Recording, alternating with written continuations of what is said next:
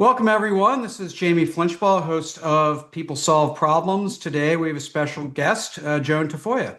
Joan, how you doing? Great, good to be here. Really glad to have you here. Joan is a retired technology leader and an optimistic technology leader that sees problems and opportunities. Developed that perspective over 38 years of experience at Intel, Sandia National Labs, and Meta. So fast-paced, working with lots of smart people, and fundamentally believes and implements that improvements and problem solving occurs through all the people in the organization, not just leaders and managers. I've got to see that in action as she's led, walks the talk as she talks about, shares some of her perspectives from those 38 years. So let's start with some some examples, some history. I know coaching has always been important for you from a leadership standpoint. Do you have examples or scenarios of where coaching problem solving was it was difficult and challenging, and how'd you overcome that? Well, first, Jamie, thanks for the introduction. And yes, I am pleased that you and I have had the chance to connect over each of those places that I worked and the many, many years of trying to learn and get better on this. Coaching is one of those things that I didn't appreciate at first how important it was in I'd call it my early engineer, early manager days. I was so focused on getting the job done and getting results and making sure things were just the best they could be that I often got frustrated when people weren't doing it the way I wanted them to do it or weren't doing Right, it the way I would do it. right. And only later did I realize that I'm not actually going to be able to advance until I teach others to maybe think differently, not Mhm. necessarily think like me, but think about problem solving. And I would say that happened first when I was in Intel, and I was running the manufacturing line in one of our state-of-the-art fabs, and there was a lot to do. And if everybody kept coming to me to ask what's the next step, we weren't getting very far, and I felt myself burning out. I remember one of the courses you taught, Jamie, one of these week-long courses that was a great resetting to remind me that not only do I have to be more overt um, on what I'm thinking, not just think it and then take action, but just like talk out loud so people can understand what I'm thinking. But then also ask people what they're thinking. If it's good enough, just let them go do it. And then we would just recover from there. So that's the first challenge that comes to mind that at least it was really my personal growth. I've got to move from always being the person people ask to being better at coaching. Yeah, that's great. So, I don't know if you can, this particular question about that moment where you really took coaching seriously, brought it more central. Do you do you think that was more about you preserving and sustaining your leadership? So was it more not selfish, but more about your leadership and protecting it and leveraging it? Or is it more about the results and just sort of recognizing you thought you could get more by investing in coaching and using that as a lever? Boy, that's a deep question. My first where my head goes to first is somewhat of a self-preservation, only because I was getting burnt out, trying to always be there for everyone. When they had a question, I would be there. But then as I went along, I realized that part of the challenge was we didn't all have the same view of what success looked like. So there might be a clear problem we were trying to solve, but if we were also looking for different ways to get to some future state, some success, we were actually going at odds with each other. And that's, I think, where the transition was for me is that if I want to go do something else, and of course, everybody I think in their career wants to go try that next opportunity or free yourself up for some other stretch assignments, you better have other people behind that you can trust and you feel like they will make good choices, even if they're not exactly the choices you would make. And So that's where I spend a little bit more time thinking about the coaching from a perspective of, are we aligned on the problem and are we aligned on the success and where we want to go? And then, I mean, it served both purposes. I selfishly got people to be there and cover for me and actually take over themselves. They were growing, and I got to go do other things. So, Yeah. And the audience you're coaching, let me ask about this because you have with those three companies, Intel, super smart people, Sandia National Labs, it's a question more of how many PhDs you have than than if you have yes. one. And then Meta, smart people moving really fast. Um, Being surrounded by sort of smart people that you're then trying to coach, did that make it, easier to trust them, harder to coach them? How did that play into your both decision to and ability to coach? Well, that's you triggered a thought with Sandia National Laboratories. My role there was to build a new department that helped us look at lean practices and problem solving practices differently. It was in the very early days of trying to become more efficient, which of course is the buzzword today in the government. And it was challenging for many reasons. One is that everybody had a PhD or more, right? They might have two PhDs, and they were all in super technical fields. It's a research and development laboratory for the government doing state of the art everything. And if you don't come in with that particular background, who are you? You don't have credibility walking into the room. The other challenge is they've been doing this pace. These are career super smart people, but they've been there for their entire career. It's not like they came there as just a job hop. And they're pretty entrenched in the way they do things. So one of the challenges on helping coach technical problem solving with folks like that was that credibility that you have to build. And by no means was I trying to pass myself off as some technologist with PhD equivalent to theirs, but you do have to bring in some new way of thinking. And one method that I actually ended up working for me is that you got pretty good at not only listening to these people and then returning what they said so they can appreciate that you comprehended their challenges, but then asking better questions like, okay, you have all this knowledge. What knowledge do you need now? Sometimes we put that as, what are your knowledge gaps Mhm. to make that next breakthrough? I remember this problem. We were trying to make lithium batteries better so that they can go in satellites longer.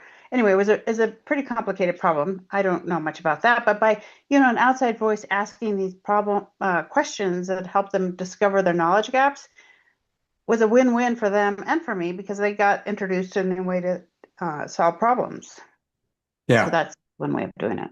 that's great. Certainly sounds like it requires some patience, both them and you, in the process, but that's, I think, often part of Yes. coaching. Um, let's talk about prioritization a little bit. So, especially those organizations either have a lot to do or a lot to do fast. And so that means, you're lots of problems popping up left, right, and center. Um, how do you prioritize in that environment where the problems are hard, the problems are many, and the speed requirements are in high demand? When I joined Meta, they were just in the process of transitioning from this culture of move fast and break things to, oh my gosh, we're pretty big now. We have a lot of folks depending on the products of Meta, Facebook, Instagram, WhatsApp. We can't break things anymore because that really impacts people. So let's move fast, but do it in a way with reliability, sustainability. And you can imagine that people were still they love the move fast to break things. So what I found often is um, there was a embedded reward system to make an impact. Well, an impact was measured very short term. Okay, did it fix this particular problem, which might be a band-aid or might not even be a real fix. You just were lucky enough to do something. So since everybody swarms all the most visible problems, one of the first things I would ask on a prioritization of problems is this team, the team we're on, the one, are we best suited to solve that problem? Or is there a better team to do it? Because it doesn't really help when everybody swarms a problem, sort of like a kindergarten soccer team. You don't need everybody jumping on to that particular problem just because it has, Mark Zuckerberg's attention. Let's all decide, is this the best one to solve? So that's the first one. Are we best suited to solve it? Then I think about a couple other things. Uh, is that pain point or problem we're trying to solve really important for our larger organization? Try to like move yourself out of your circle and even out of your manager circle and a little bit broader and think, is this is this really a good problem to solve for many, not just because it's our pain point? Often we find ourselves something that's a pain for us is actually done in a way because another group might need us to do it that way for a reason we don't even understand. And then finally, if I can figure out how to solve some problems, as I was a manager, I always try to put a small percentage of my people in a place where they could solve problems that what I consider as quick wins.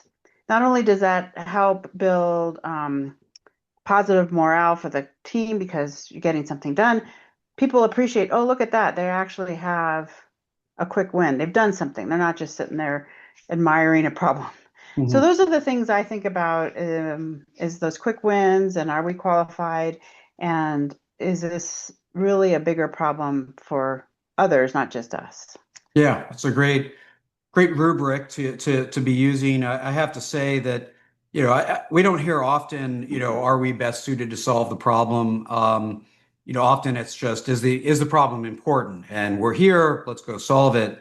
And this sort of suggests a broader organizational view that we're part of, which should be a strength, and that requires moving some problems elsewhere. I do want to ask, just to follow up on quick wins. Being a part of that first level sort of filter, um, did quick wins have to go through its own filter of what worked or what didn't? Or because, as you stated, their own benefit, solving quick wins has its own benefit, and so just quick wins were quick wins, and it didn't matter what they were about. Um, Quick wins to me are something that can be done with few resources, so it doesn't drain something else. It doesn't necessarily have to be a permanent, sustainable fix. It allows us to get a short-term fix in. If that's the case, though, I asked the team to, we always used some tool, a Kanban, a Jira, whatever, to put our problems in, to make sure it was in there if we think it's not going to happen. And you had some quick feedback that it solved somebody else's problem. So those were some of the filters of what quick win was. It didn't really have to do about um, a special rubric or anything like that. Yeah. Okay. Mhm. So let's talk about ideation. Again, you work with people with PhDs, and you work in an environment where it's, uh, move fast and break things. So how do you approach, ideation for either yourself or for a team you're facilitating or responsible for or coaching? One of the as my teams got larger and larger, one of my ahas, I think I really started this in Sandia as well, Sandia National Labs, is to start with the basics, which was what problem are we trying to solve? So ideation to me only starts with that question. What problem are we trying to solve? And when you do an exercise where everybody writes down their problem statement, we come in together with some big whatever title theme and start throwing ideas around. I think it's really important for folks to clarify their own thoughts first and make sure we're clear on their problem statement. So I always, well, not always, but very, very frequently when I bring people together, start with a silent exercise and said, just write down the problem statement that you think we're here to spend some time on. And then when we get together and everybody reads their statement in silence, right? So it's not, you don't have groupthink and you don't have people that are more introverted, not saying anything. you I've never been disappointed on the variety of answers, right? We all Right. find something different there. But once we settle on that, the next part again, I we do a similar exercise on what would success look like if we solve this problem. Now that we've agreed to that, what does that look like? And these can happen at the same time, like the same workshop or different weeks. Again, I find that that's also quite different from person to person unless we get it all out there. So ideation to me really starts with those two activities. What problem are we trying to solve and what success is? I also like to prepare a before action review when I start big problems. So these wouldn't be the small things, but if there's a Right. really big organizational challenge or technical challenge, I really like the before action review activity. I know a lot of folks have heard of after action reviews, but that just really helps people ground on like what questions we need, what do we know so far. And then I think the final part about ideation is um, I personally love to bring in contrarians. If you have a whole bunch of people that are just all getting along and they all see it the same way, then you're probably missing something. So Right. it's a little bit, for some people that's very uncomfortable, but a good debate brings some incredible ideas. So those are Yeah. some of my things I think about. Well, let me ask about contrarians because I love to bring in contrarians, and heck, I like to be the contrarian in a lot of cases. Do you find that contrarians are more stimulus, meaning they kind of trigger other people to the ideation, or are they actually the source of the new idea that might move us along into success? It's a little bit of both, I think. I'm some past events are running through my head. What what's come to mind is, I guess I should start with when it didn't work, it's because I thought someone was like in another organization and they always were seeing things differently and always had 2 cents to throw in. But when they came into this exercise, they felt like the need to correct everyone Yeah. or the need to, well, you guys just don't see it the way I'm seeing it, so you must be wrong. So I think you get a little bit of both ideation from them as well as a little bit of edge. My You triggered a thought where the when it worked best, I had to have a conversation with a contrarian prior to the session to say, this is what I need from you. This is how I need you to show up. I'm not asking you to hold back on any of your thoughts or ideas, but this is how I need you to show up. And then it worked best that way. Yeah, yeah. They're not to be a handbrake, right? So, Right, for the right. team. Um, so once you're past ideation, you need to sort of select solutions, and you've kind of already indicated, especially the quick wins. Sometimes, half solution is better than a full solution. You mentioned meta, where moving fast was the priority, but then not breaking things started to change. Hmm. Um, so how did you approach competing priorities? And I think along with that, how transparent and sort of crisp do those priorities need to be around solution selection? I'm thinking about a meta again. So there were always competing priorities. After we have where we're headed, I personally like to see um, some time boundaries put in place. We have to make so much progress by such a time, and then do a quick check, a quick reflection activity. Okay, what did we learn in the last week, or what did we learn with that last trial exercise? One particular activity was we were seeing a failure with server racks that we think we'd fix it and then it wasn't fixed. And we'd go in this cycle and so it's like let's slow down and figure out what we know and what we don't know. So how do I prioritize that? When you scope a problem and you find that you're learning so many new things that it's taking longer or you really don't understand a lot, I think that's the time I would sit and reprioritize because I either need more resources or more time, and that has to come from something else. And that's really when I start thinking about those other criteria of prioritization. Okay, can something that's be deprioritized so it can bring resources over, and they deprioritize it because it's not as impactful to the to other problems. Those are some of the triggers I have on that. Yeah. And on that particular server problem, you ended up having to, well, what we did is bring in other knowledge, other people that have might have some other ideas. And sometimes I have to admit, you feel like you're going back to the beginning, but that's problem solving for you. Yeah. That's great. And so time and prioritization around time becomes a huge factor And in that process. time and resources, and your resources knowledge too. I mean, you might feel like you have all the right people, but as you learn more, you realize there's some gaps. There's some gaps, and somebody hasn't seen that particular new situation, so they need to Yeah. bring in some others.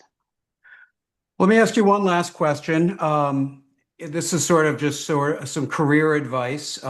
If you were talking to yourself or just a young engineer starting out in the world who wanted to go lead, uh, fast-paced, hard-charging, challenging environments, what would be your advice to that young engineer to prepare themselves to lead in that world? I um, I think we learn best in struggles. When we're struggling, when you're pushing yourself out of your comfort zone, when you're really trying to do something brand new to you or pushing others to do something brand new, it feels like a horrible struggle at the time. And I often was very not patient with myself during that time. I felt like I had to know everything and have the schedule figured out or have the whole plan organized. And when I look back, I feel like I've learned the most when I was in the midst of struggling, right? Some crisis at work or some crash course I felt like I was taking in a new technology so I could at least use the right words onto those PhDs or whatever. And I feel most satisfied about those struggling times because I could really see myself grow, as a step function. But during that time, it wasn't fun. Right. So give yourself grace and patience during that time, but push yourself to get out of your comfort zone. Fantastic. Seek discomfort. I love it. Great advice. Joan, I thank you for sharing your experience and insights with me and with our audience. Thank you for the opportunity. Really appreciate it.